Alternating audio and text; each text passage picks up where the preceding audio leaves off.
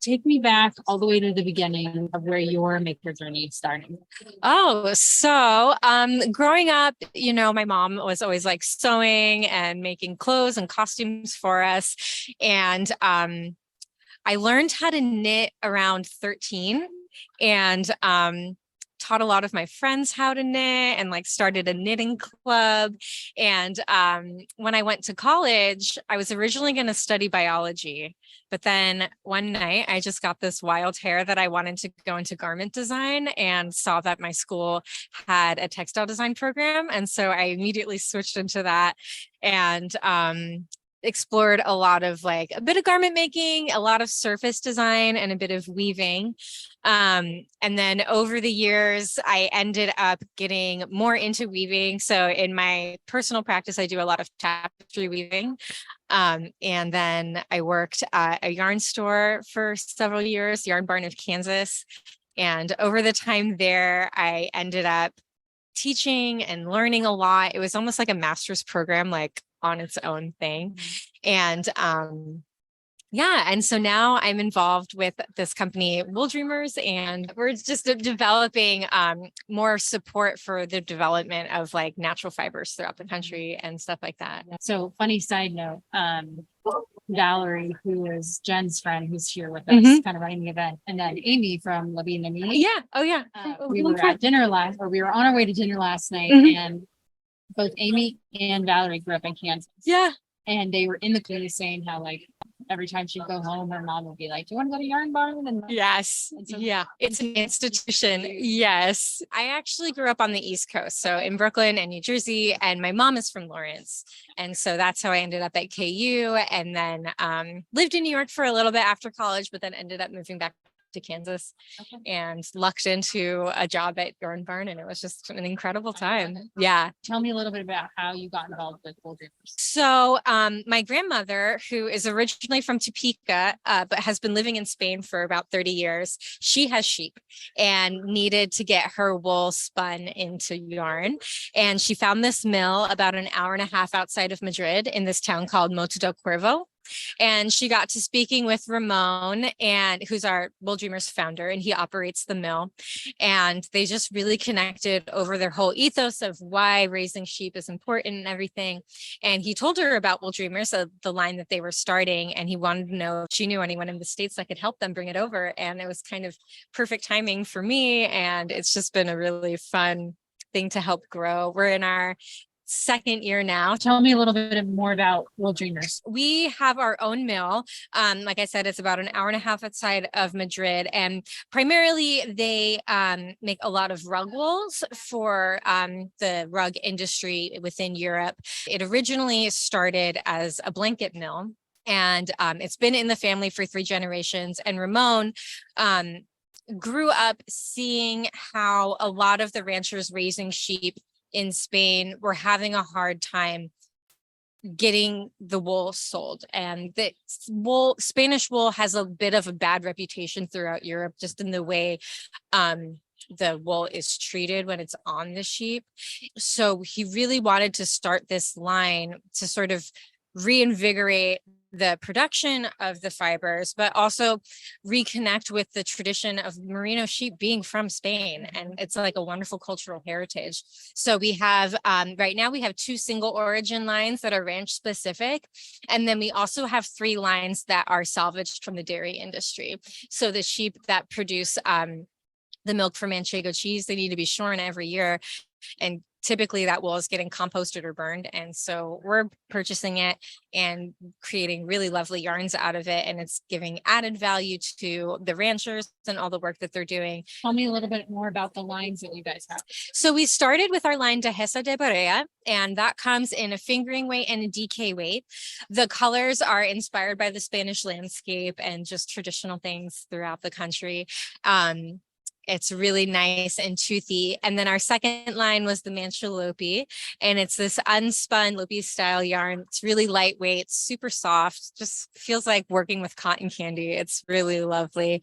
Our most recent line that we developed is called Sauna, and we developed that with Ozetta, a designer, and I'm wearing it right now. It's our one of our salvaged wools, as well as blended with a cotton that we sourced in Andalusia.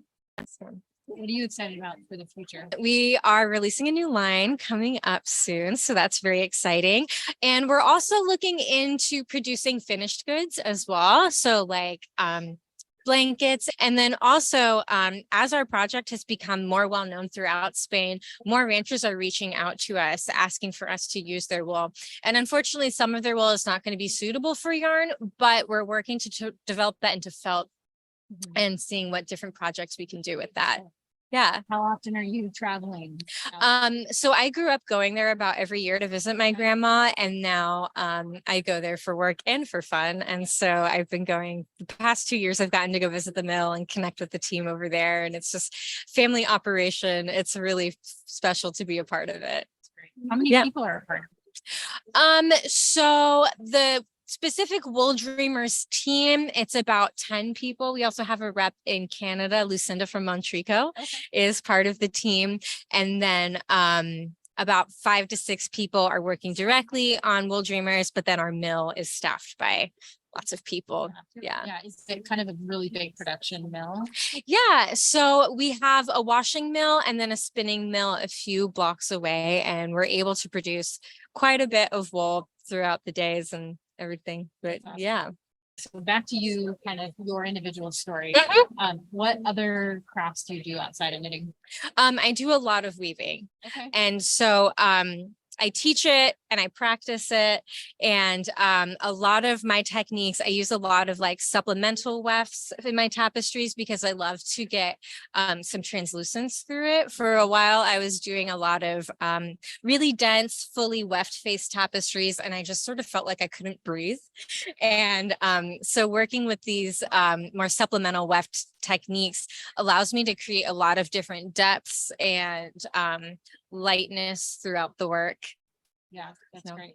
How has Flock been for you guys? Flock's been amazing. Yeah. It's been really fun. You know, going to a new show, you don't really know. I've actually never even been to Seattle before. Oh, And really? so, yeah, so this is my first time like shipping the booth, shipping everything. I don't even know anyone out here. But it's just been so fun and connecting with everyone. Right now? I live in Lawrence, Kansas. Okay. So You're yeah. back there. Yeah, Okay. back there. I Yeah. love that. Yeah. And definitely gonna come back next year. It was so fun. And like, I love these smaller shows because I think you just get a really specific market and people are just really happy to be here. And Yeah. so, yeah. Absolutely. Has had great vibes. Oh, it's Yeah. been so fun. Yeah. What has the reception been like for you guys? Like, have you had a lot of people curious? Yeah, definitely. A really good mix of people that had heard about us already and were really excited to like get to touch and feel. Some people that have already worked with us. But then, yeah, a lot of people were brand new to the brand. And so it was really nice to introduce them to that. And it's I think it's a nice compliment. All of our stuff is solid and non-superwash. And so I think it's a lot of like, just bringing a different type of material to the offering. Yeah. What are you reading right now? Oh my gosh, I'm not a great reader. I do read the New York Times every morning going through. So I love to do like the spelling bee and the Wordle. And so as I scroll down, like it's like my homework, like going through and staying up to date in all of that. But yeah. And what about podcasts? I listen to, okay, so my podcast, I love like podcasts that are just like friends gabbing. So I listen to Trixie and Katya's podcast called Bald and the Beautiful. And then I also love this one called Who Weekly, which is a really fun, silly podcast. Yeah, and then like just different storytelling ones, like This American Life is always a classic for me, growing up listening to that one a lot. So yeah, just a lot of random ones. What has been one of the most memorable parts of being a part of Wooldreamers? I think really just building up the brand and like connecting with all the different shops and people. It's kind of fun. You just say, hi, I have yarn. Would you like some? And they're like, yeah, great, let's do it. And then it works out great. So just been really lucky. I'm so grateful to be part of the team and that the reception has been so welcoming. So where can people find you? So we are wooldreamersus.com. Wooldreamers.com is our Spanish site. So if you're wanting to order from us, the US site's a little bit easier. We do have Instagram handles. So at Wooldreamers is our main account, and that you see a lot of our sort of like documentary footage about the mills and the ranches that we're working with, specifically a lot of storytelling behind what we're doing. And then there's also the US account, and it's just a little more focused on like the making and the community and all of that. So Love it. yeah, it's really Great. fun. Thank you so much for coming. Are you gonna stick around Seattle? Or are you gonna... Yeah, we've got one more day. I came 2 days ahead and did a little fun touristy stuff, went to Bainbridge. And yeah, so we have tomorrow off. So we're kind of maybe trying to figure out how to curate that day for, yeah. Go have fun. Yeah, it'll be so fun. It's been fun already. Thank you. It's been great. Thank you. Yes. Bye.